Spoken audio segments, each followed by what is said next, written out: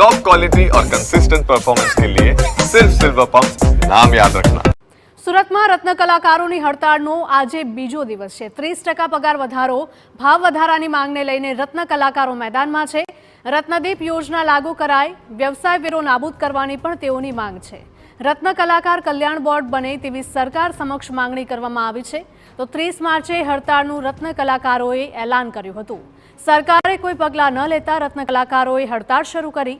ગઈકાલે કતારગામ દરવાજાથી હીરાબાગ સુધી એકતા રેલી યોજવામાં આવી હતી। મહત્વનું છે કે છેલ્લા ઘણા સમયથી હીરા ઉદ્યોગમાં મંદીનો દોર યથાવત છે। સ્થિતિ એ હદે કથળી રહી છે કે રત્ન કલાકારોને છૂટા કરવામાં આવી રહ્યા છે, જેના કારણે રત્ન કલાકારો હવે આર્થિક સંકળામણમાં આવતા હવે તેઓ લડી લેવાના મૂડમાં છે। જો કે સરકારે પણ કોઈ નિર્ણય ન કરતા આખરે રત્ન કલાકારો પોતાની માંગણીઓ સાથે મેદાનમાં ઉતર્યા છે।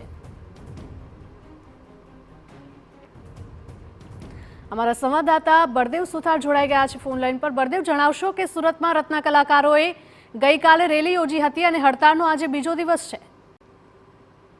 જે રીતે ગઈકાલે છેલ્લા ઘણા સમયથી રત્ન કલાકારોની જે માંગ હતી કે તેમની જે આર્થિક પરિસ્થિતિ જે ખરાબ થઈ રહી છે તેને લઈને જે રત્ન કલાકારો સરકાર પાસે જે માંગ કરી રહ્યા હતા, અને ત્યારે ગઈકાલે રત્ન કલાકારો દ્વારા જે હડતાલ કરવામાં આવી હતી તેની અંદર જે મોટી સંખ્યાની અંદર રત્ન કલાકારો જે જોડાયા હતા અને ત્યારબાદ જે વિરોધ પ્રદર્શન કરતા નજરે પડ્યા હતા। હા, અને આજે બીજા દિવસે પણ જે કેટલાક રત્ન કલાકારો દ્વારા જે વિરોધ પ્રદર્શન છે તે કરવામાં આવી રહ્યું છે, કારણ કે સતત ઘણા સમયથી હીરા બજારની અંદર મંદીનો માહોલ ચાલી રહ્યો છે અને આ મંદીની અંદર સરકાર દ્વારા સતત જે પ્રયાસ કરવામાં આવી રહ્યો છે કે તેમને આર્થિક મદદ મળી રહે, ત્યારે રત્ન કલાકારો જે માંગ કરી રહ્યા છે। હવે જોવાનું રહ્યું કે હાલમાં તો આજે પણ બીજા દિવસે પણ રત્ન કલાકારો જે છે તે કારખાના જે ચાલુ છે તે કારખાનાની અંદર જે કામ કરતા કારીગરોને કંઈક ને કંઈક સમજાવવા માટેનો જે પ્રયાસ છે તે કરવામાં આવી રહ્યો છે, કારણ કે રત્ન કલાકારો એક થઈ અને જ્યારે સરકાર પાસે જે માંગણી કરવામાં આવશે તો સરકારની જે આંખો છે તે ઉઘડી શકે છે અને સરકાર છે તે રત્ન કલાકારોના આર્થિક પેકેજ જાહેર કરી શકે છે।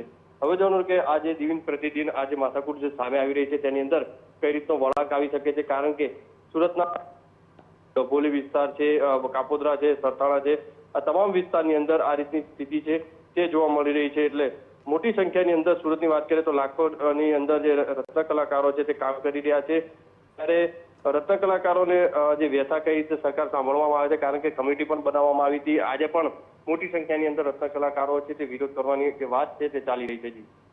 જી બિલકુલ બળદેવ, આભાર। તો હીરા ઉદ્યોગમાં મંદીના વાદળો છવાઈ ગયા છે, જેના કારણે રત્ન કલાકારો દ્વારા હડતાળ યોજવામાં આવી। સુરતમાં આજે હડતાળનો બીજો દિવસ।